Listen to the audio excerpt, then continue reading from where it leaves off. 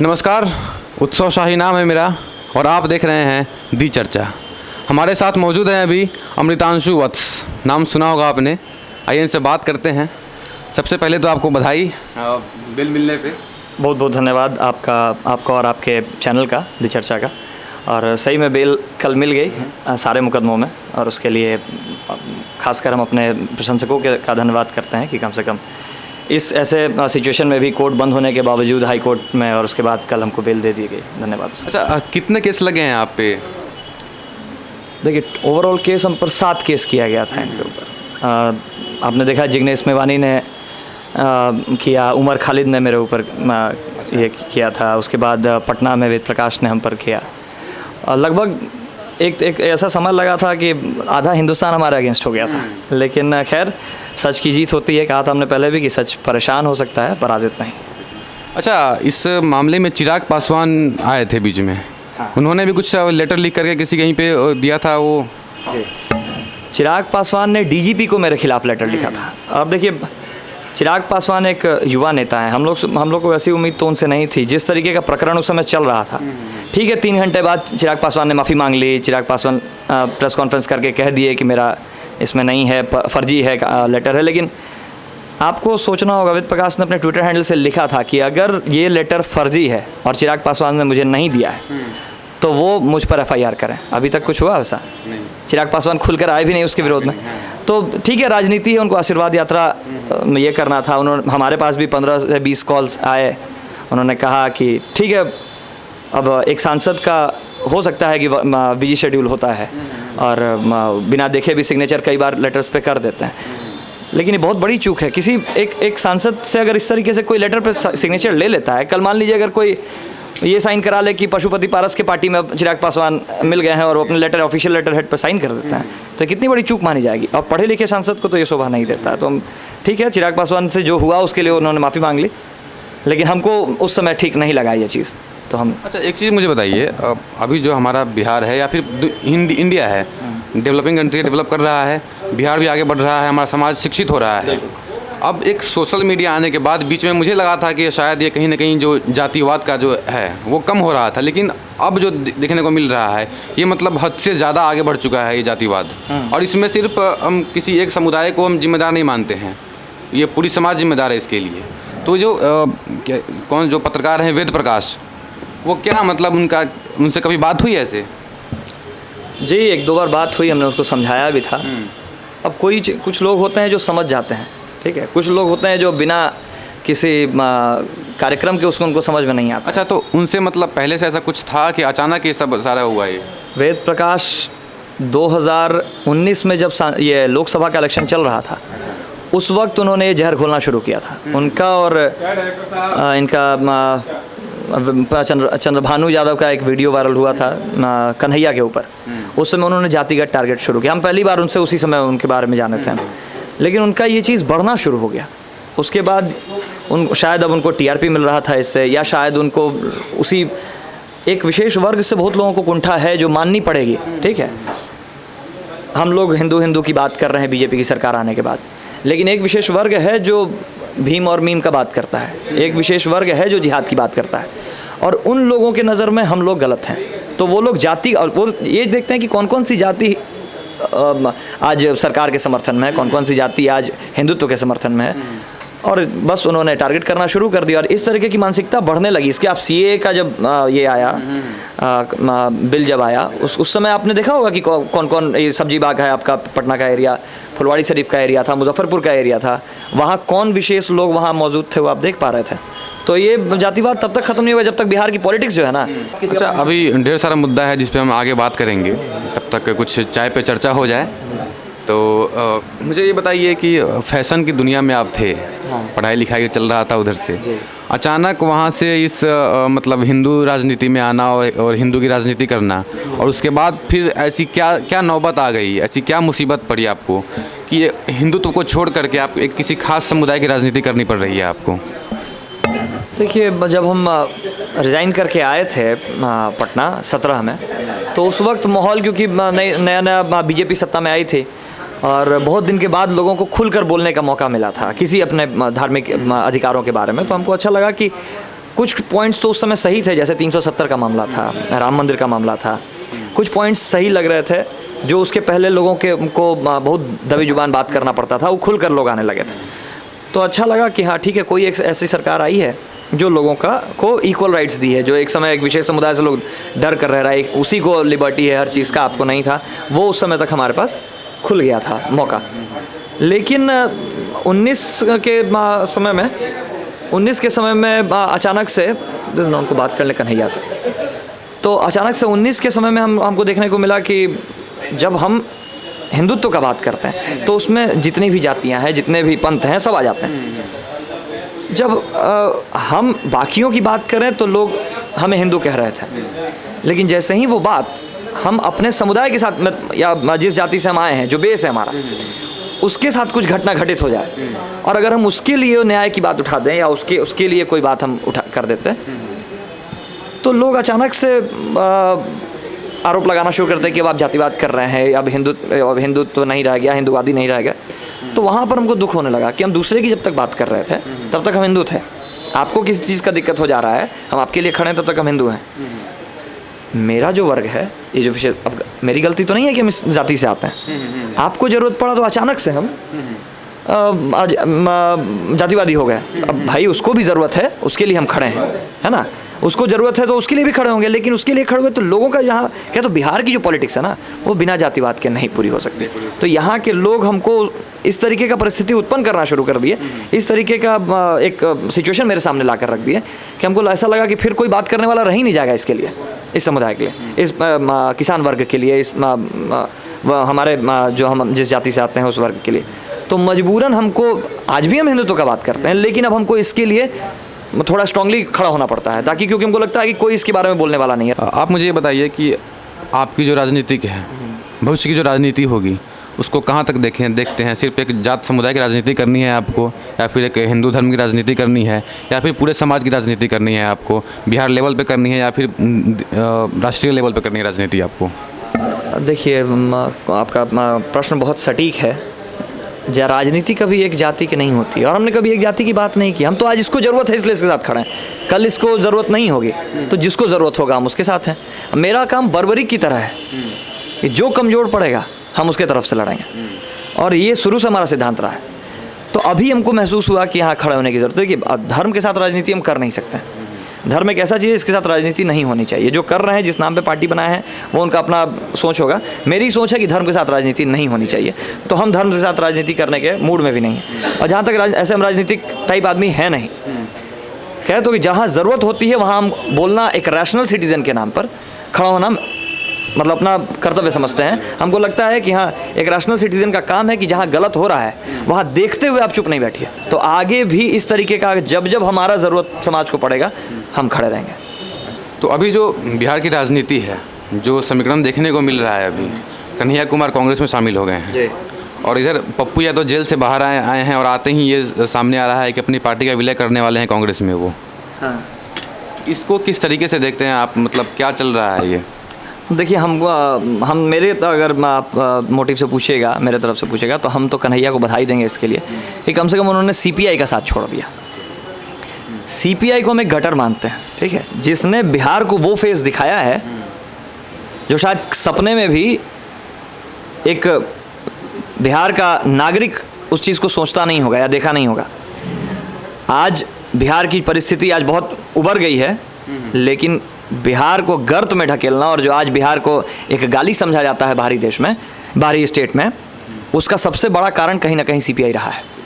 आज जो पलायन बिहार से हुए हैं उसका कहीं ना कहीं कारण सीपीआई रहा है। इसी राजद के रेंज में, इसी राजद के कार्यकाल में, सीपीआई गठबंधन में नक्सल जब अपने चरम पर था, जब स्कूल्स और कॉलेजेस और हॉस्पिटल्स नहीं बनने दिए जा रहे थे, जब पुलिस तंत्र एकदम फेल हो गई थी, मजबूरन लोगों को गांव छोड़कर, जो बिहार कृषि प्रदेश माना जाता है, जहां आज भी 80% जो जनसंख्या है वो कृषि पर आधारित है, उस बिहार से जो पलायन हुआ, आज जो लोग अच्छे 50 बीघा के जोतनिहार लोग आज गार्ड का नौकरी दिल्ली में कर रहे हैं, वो फेज़ हमने देखा है। और उस विचारधारा के साथ कन्हैया जुड़े हुए थे, तो हमारे लिए, हमारे युवा वर्ग के लिए वो एक अभिशाप की तरह था जो कांग्रेस में आने का फैसला लेने के बाद उन्होंने अपने उस छवि को धोया है और हम उनका धन्यवाद करते हैं इसके लिए। राहुल, ये कन्हैया कुमार जैसे अब नेता को वहाँ जब जगह मिली है तो शायद अब कांग्रेस का कुछ उत्थान होगा। हमको तो बिहार का सीएम का चेहरा में वो लड़का नज़र आता है। मतलब अगर इंटेलेक्चुअल लेवल पर आप देखें तब विचारधारा बदल दे तो हम स्वागत करते हैं उसका। पप्पू यादव तो पहले से भी उनका कोई हमको समझ में नहीं आया अभी तक कि उनका एजेंडा क्या है। पप्पू यादव कभी सीपीआई के साथ मिल जाते हैं, कभी वो, आप तो इलेक्शन देख ही रहे हैं, इतना समाज सेवा करने के बाद भी जनता पहचान जा रही है उनको कि आपको एक सीट नहीं मिलता है विधानसभा। तो पप्पू यादव जिस दिन ये मुखौटा उतार देते हैं ना, ठीक है, बाय पर्सनल लेवल पर आज जो अपने अंदर बदलाव लाए हैं राजद से हटने के बाद, वो सराहनीय है। आम लोगों के बीच जाकर जब मैं बात करता हूँ तो मालूम चलता है, लोगों का कहना होता है कि पप्पू यादव नेता अच्छे नहीं हैं, अभिनेता बड़े अच्छे हैं।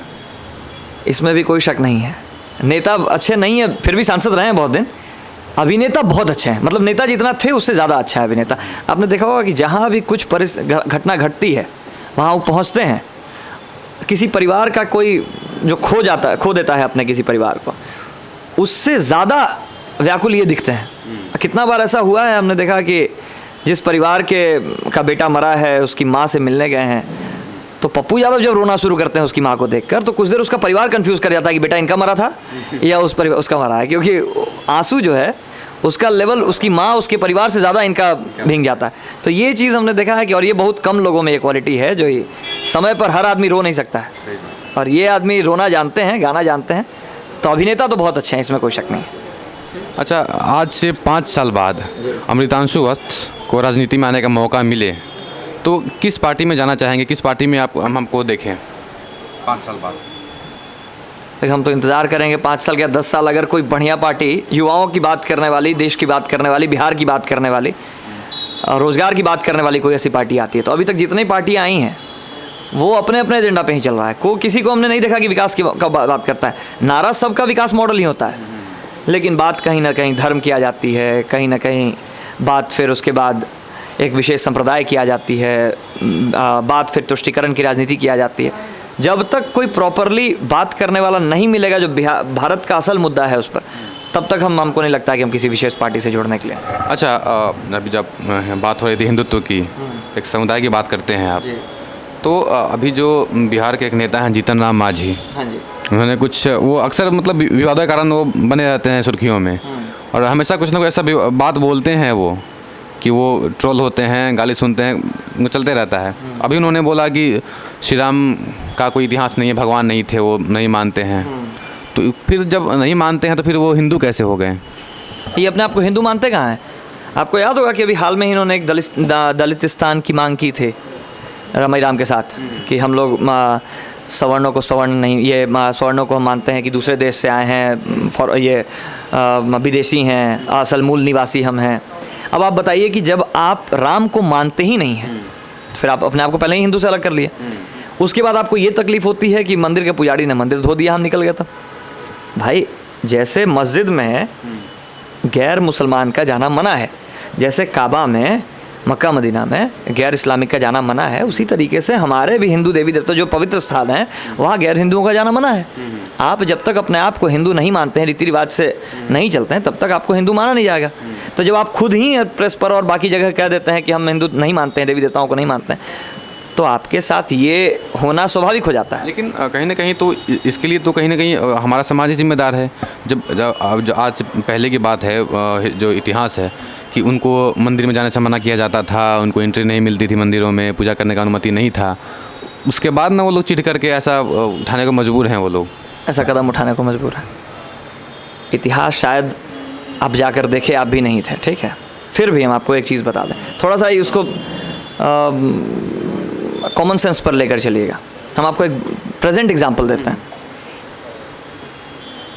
पिछड़े वर्ग से आते हैं रामविलास पासवान,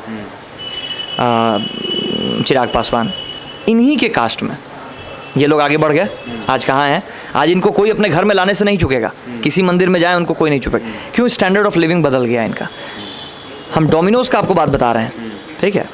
डोमिनोज़ में एक रामविलास पासवान जी के ही वर्ग का एक लड़का, उसके पिताजी DFO हैं, वहाँ बैठा था हम लोग के साथ, हम लोग के बीच। वहीं कूड़ा बिनने वाला लड़का लोग रहता है, देखते हैं जो कूड़ा उठाता है, वो भी उसी के कास्ट का था जो बाहर खड़ा था। जब हम लोग वहाँ से डोमिनोज से लेकर निकले पिज़्ज़ा पैकेट्स, तो वो लड़का ज़िद कर रहा था कि भैया हम लोग को भी ये, तो हम लोग निकाल के सोचे कि हाथ में दे दे। उसने उसी लड़के के देने के पहले उसने हाथ लगा दिया उसके पैकेट को, ठीक है, उसने उसके पिज़्ज़ा पैकेट को हाथ लगा दिया, टच कर दिया, उसने पिज़्ज़ा पैकेट फेंक दिया। समझे क्यों फेंका? उसका कहना था कि नाली में रहने वाला लड़का मेरे स्टैंडर्ड को मैच नहीं करता है, उसने मेरे इसको टच कर दिया, हम नहीं खाएंगे। सफाई को लेकर के ये स्टैंडर्ड ऑफ लिविंग पर आ जाता है बात, ठीक है। पहले भी देखिए मंदिर को ना बहुत साफ़ सुथरा रखा जाता है, ठीक है, बहुत ही नियम धर्म से अभिषेक होता है भगवान का, बहुत तरीके से उनका जलाभिषेक किया जाता है, उनका स्तुति की जाती है, मंत्रोच्चारण करके शुद्ध किया जाता है। अगर कोई व्यक्ति आप ही के घर में, आप बहुत साफ़ सुथरा रहने वाला है, गलत तरीके से गंदा कर देता है उसको, तो आप उसको बर्दाश्त करेंगे? यहाँ बात स्टैंडर्ड ऑफ लिविंग की, अगर वो लोग भी लिविंग स्टैंडर्ड बदल के आते हैं, आज देखिए, आज तो कोई रोकने वाला नहीं है, लिविंग स्टैंडर्ड बदला, आज हम तुम बताए तो कि वही कास्ट का वही लड़का है, एक कूड़ा चिन्ह बिन रहा है और एक होटल में बैठा हुआ है, और उसी ने उसको खाने से के लिए फेंक दिया, उसने टच कर दिया। तो आप क्या कहते हैं कि हम लोग या फिर जो फॉरवर्ड्स थे या फिर जो भी मंदिरों में घुसने नहीं दे रहे थे उनको, वो इसलिए घुसने नहीं दे रहे थे क्योंकि वो एक विशेष जाति से आते हैं। अच्छा, एक बात मुझे बताइए कि जैसे कि जीतनराम मांझी उन्होंने बोला कि हम श्री राम को नहीं मानते हैं, श्री राम का अस्तित्व नहीं है, हिंदू अपने आप को नहीं मानते हैं, और सिर्फ जीतनराम मांझी नहीं, वैसे ढेर सारे लोग हैं अभी जिनका मैं नाम लेना नहीं चाहूँगा, वो लोग हैं जो इनकार करते हैं कि हम हिंदू हैं, लेकिन उसके बावजूद जो सरकारी सुविधा है, आरक्षण है, सब हिंदू बन के ही लेते हैं। अभी प्रेजेंट एग्जाम्पल हमने आपको दिया ना, वेद प्रकाश जो प्रकरण हुआ, वेद प्रकाश ने अपने नेशनल मीडिया पर, सोशल मीडिया पर हर जगह कहा कि हम हिंदू धर्म को नहीं मानते हैं, हमने बौद्ध धर्म अपना लिया है। कहा उन्होंने? बौद्ध धर्म में दलित और सवर्ण है क्या? नहीं। इस्लाम में है क्या? क्रिश्चियनिटी में है? कास्ट सिस्टम नहीं है। लेकिन जब उनके साथ कुछ घटना घटेगी या घटी, कुछ नहीं भी घटा, दलित एक्ट, हरिजन एक्ट, SC ST एक्ट हम पर लगाया गया ना, किस बेसिस पर? जब आप गाली दे रहे हैं देवी देवताओं को, उस समय आप कहते हैं कि हम बौद्ध धर्म अपना लिए हैं, हिंदुओं को गाली दे रहे हैं ये कह के कि हम बौद्ध धर्म के मानने वाले हैं। और जैसे ही आपको लगा कि अब यहाँ पर हम घिर जाएंगे, यहाँ पर हमको अगर सरकार से मदद लेनी है, तो अचानक से आप दलित हो गए ना। तो ये जो विक्टिम कार्ड है, ये शुरू से खिला जाते रहा है। मतलब अपनी सुविधाओं के लिए, अपना सुविधा देखते हुए आप कभी हिंदू हो जाते हैं, कभी दलित हो जाते हैं, और जब आपको लगता है कि जहाँ पर राजनीति करनी है, तो वहाँ पर आप कोई दूसरा कास्ट, कोई दूसरा धर्म अपना लेते हैं। रणवीर सेना को एक जब सरकार या फिर जो भी है हमारा कोर्ट है, वो उसको खारिज कर चुका है कि ये एक अवैध संस्था है जो नहीं चलना चाहिए, और उसको बंद भी कर दिया गया था। फिर आप उसको लेकर के आगे क्यों बढ़ रहे हैं? यही तो दिक्कत है, पता नहीं कहाँ से ये न्यूज़ फैल जाता है कि रणवीर सेना को लेकर हम आगे बढ़ रहे हैं। रणवीर सेना को 95 में प्रतिबंधित कर दिया गया था, प्रतिबंधित, बैंड, ठीक है। रणवीर सेना तो 95 में बंद हो चुकी है, तो उसको लेकर आगे बढ़ने का कोई सवाल ही पैदा नहीं होता, क्योंकि एक प्रतिबंधित संगठन को आप लेकर खुले तौर पर आगे बढ़ भी नहीं सकते, ठीक है। हम अखिल भारतीय राष्ट्रवादी किसान संगठन को लेकर चलते हैं, जिसको रजिस्ट्रेशन जो है वो खुद सरकार ने दिया है, एक NGO है, किसानों की बात करता है।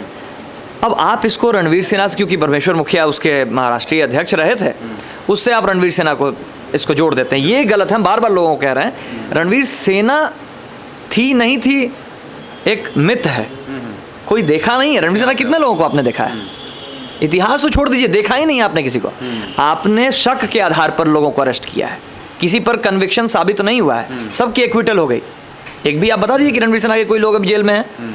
लेकिन रणवीर सेना एक काल्पनिक सेना के नाम पर सरकार ने उस समय जो बीज बोया, हम उस बीज को काटने का काम कर रहे हैं, ठीक है। जो हमारी अभी का जो बीज चल रहा है, रणवीर सेना नाम का कोई संगठन नहीं है, अभी भी बता दें। हम अखिल भारतीय राष्ट्रवादी किसान संगठन को लेकर चलते हैं, हम किसानों की बात करते हैं, हम बिहार की बात करते हैं, और यही सच्चाई है, रणवीर सेना की नहीं। इस बात को समझना होगा। और परमेश्वर मुखिया को लेकर के क्या है आपकी राय? क्या उनका जो नीति था, उनका सोच था, उस सोच से आप कुछ प्रभावित हैं या फिर उसको उससे आप ज़्यादा उसको आप तवज्जो देते हैं या फिर उसको लेके आगे बढ़ते हैं आप? हाँ, देखिए, परमेश्वर मुखिया का दो पहलू था, ठीक है। अगर आप परमेश्वर मुखिया के बारे में जानते हैं या नहीं जानते हैं पता नहीं, अगर नहीं जानते हैं तो हम आपको छोटा सा एक लाइन में आपको समझा दें। परमेश्वर मुखिया से बड़ा गांधीवादी कोई नहीं था। उन्होंने तब तक हत्या की राजनीति नहीं की जब तक 185 किसान 185 टीचर्स मतलब शिक्षक और 150 से ज़्यादा किसान मारे नहीं गए थे नक्सलियों द्वारा। उनका उसके पहले यही कहना था कि मजदूर गरीब हैं और इनको समझा कर काम, क्योंकि अशिक्षा एक ऐसी चीज़ है जिसका फ़ायदा उठाया जा रहा है कुछ राजनीतिक दलों द्वारा। इनको शिक्षित करके हम इनसे काम करवा सकते हैं, इनको इन्फ्लुएंस करके मेन स्ट्रीम से जोड़ सकते हैं। जब लगा कि वहाँ उग्रवादी तत्व तो भारी हो गए हैं, हावी हो गए हैं और इतनी हत्याएं हो गई, तब मुखिया जी ने, परमेश्वर मुखिया ने एक स्टेप लिया। क्योंकि 150 किसान मारे जाना और बड़े किसानों का मारे जाना, ये आप नहीं सोच रहे हैं कि वो मजदूर जो हैं वो उन किसानों के ऊपर ही आश्रित हैं। उनका बेटी रोटी का जो भी रोजगार है, जो भी उनका आय का स्रोत है, वो उन्हीं किसानों के ऊपर डिपेंडेंट है। अगर आप उन किसानों को ख़त्म कर देते हैं तो बताइए कि मज़दूरों को आय का स्रोत रहेगा कहाँ? जब किसान ही भूखे मरने लगेंगे तो मज़दूरों को पैसा कहाँ से मिलेगा? ये कोई नहीं सोचा। उग्रवादी तत्वों ने उन्हें इन्फ्लुएंस किया, बरगलाया, खिलाफ खड़ा किया। और मुखिया जी का इतना ही कहना था कि जहाँ शस्त्र उठ जाए उसका दमन सिर्फ शस्त्र से हो सकता है। आप हाथ जोड़कर वहाँ पर, क्योंकि शस्त्र जहाँ सामने है, आप हाथ जोड़कर वहाँ पर आप कोई अपना काम नहीं करवा सकते हैं। तो ये सरकार की भी नीति होनी चाहिए। सरकार को भी जहां उग्रवादी तत्व हावी हो जाए उसका प्रतिकार उग्रवाद का हथियार से ही होना चाहिए। आतंकवादी जब चलाते हैं घाटी में जब गोलियां, तो क्या आर्मी हाथ जोड़कर वहां जाती है उनके पास? सुनेंगे हाथ जोड़ने पर? तो इस बात को समझना होगा परमेश्वर मुखिया ने क्या गलत किया। सामंती के नाम पर आप उनको गलत, हमारा भी यही कहना है। बिहार के विकास की बात करते हैं। आज अगर मुखिया जी नहीं होते तो आप बताइए कि बिहार का विकास संभव था? जिस तरीके का समय था 90 का, जिस तरीके से लोगों ने पलायन किया है बिहार से, जिस तरीके से लोग अपनी जाति बताने में, आज जितना खुले तौर पर लोग अपने जाति का नाम लगा कर अपने नाम में घूम रहे हैं, आज ये उस समय पॉसिबल था क्या? आज उनकी वजह से बिहार ने डेवलपमेंट देखा है।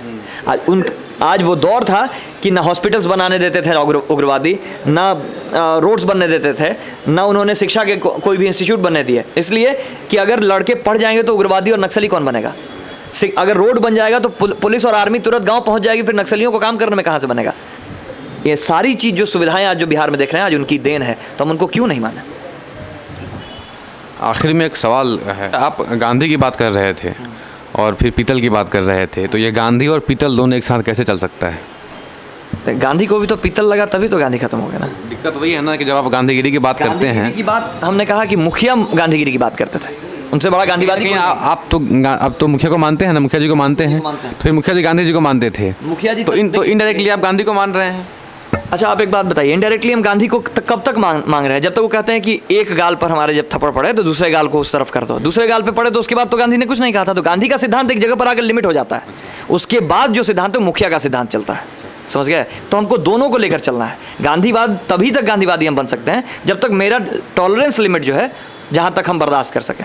उसके बाद भाई 7 लाख लोग फांसी चढ़ गए थे, ठीक है, ऑन रिकॉर्ड मारे गए थे, तब जाकर देश को आज़ादी मिली है, गांधी से नहीं मिली थी। ठीक है, गांधी के पहले भी 1857 की क्रांति हो चुकी थी। गांधी आए तो इतना कहिए कि आप अब चलवा दिए, गाना चलाने में क्या जा रहा है कि बिना साबरमती के संत तूने कर दिया कमाल, दिला दिया आज़ादी बिना खड़क बिना ढाल। लेकिन इतने जो लोग मारे गए हैं उसका कोई रिकॉर्ड नहीं है क्या? भगत सिंह भी थे। तो गोडसे को मानते हैं आप? नहीं, हम गोडसे को नहीं मानते। बहुत बहुत धन्यवाद आपका हमसे जुड़ने के लिए, बात करने के लिए। आपके भविष्य के लिए ढेर सारी शुभकामनाएं, आगे बढ़िए।